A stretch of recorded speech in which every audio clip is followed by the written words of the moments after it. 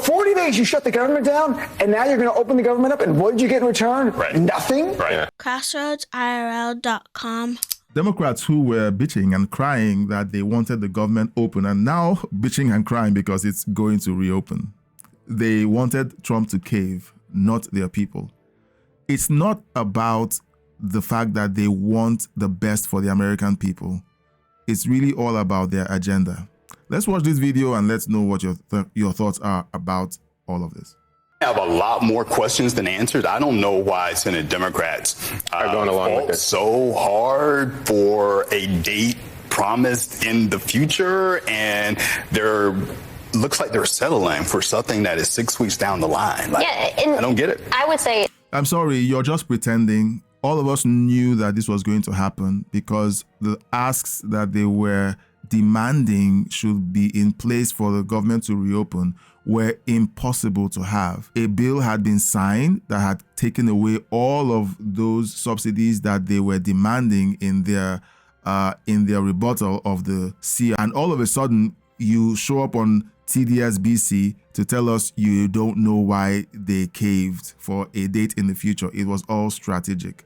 Look, you guys who support the Democrats need to just either become honest and tell the truth or wake up to what they're doing if you're asleep. They had a plan. They wanted the president to look bad. They wanted him to cave if he was embarrassed enough. He's got a thick skin. He's not going anywhere. He knew you guys were on the wrong side of the argument and he held his ground. You guys tried to take him to court to force him to pay the EBTs, which he didn't have. There were claims from Democrats that they had a reserve that could last years or months. He only had enough reserves for half of November. That's not practical. You don't deplete your reserves simply because, and it wasn't even adequate.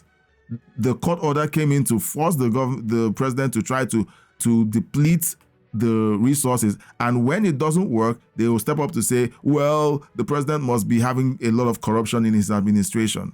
I mean, these guys are so dishonest, and Democrats really need to wake up to what's going on with their party. it doesn't feel like a gentleman's agreement. It feels like Lucy and the football. Ooh, you know, yeah, I see that. It's like, oh yeah, we promised this vote. Right. Whoops, the vote's gone. But they can even, in good faith, do a vote in the Senate. Nothing's going to happen in the House. Like, even if John Thune is being above board and saying, I'm going to do this. But look at the base. I mean, I'm already seeing a thing on social media and getting emails from listeners to my radio show. By the way, I have a radio show.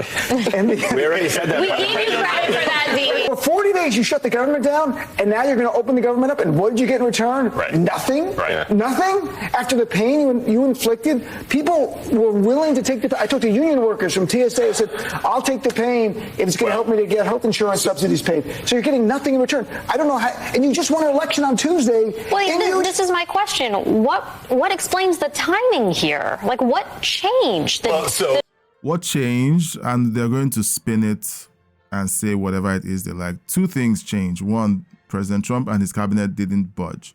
Number two, the people, the voting population, were not buying the lies.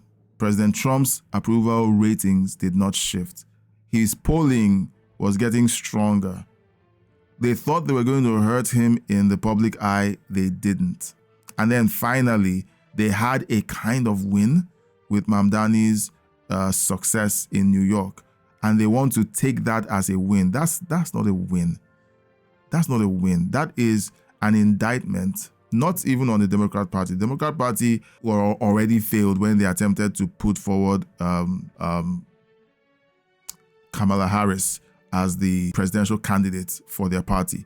It was very clear that the Democrat Party was long gone and lost at that point. So it's not about that. It's essentially about masquerading the win of Mamdani as a win of the Democrat Party and as a rejection of President Trump's policies. They thought that and they're going to try to use that and push that as a win. Already, Barack Obama is saying that. He said, we won. It's proof that President Trump's policies were rejected. Oh no, it isn't. It's just proof that the voting population in those regions are not very smart.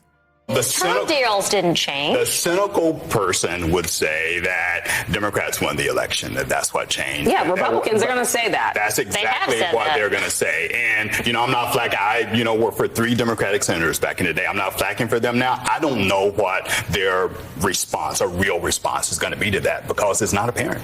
Well, Barack Obama, who is the head of the Democrat Party, told us what it was when he celebrated the fact that the win was proof that President Trump's policies were rejected. It was the backdoor way of saying this is what we wanted all along, to make President Trump look bad.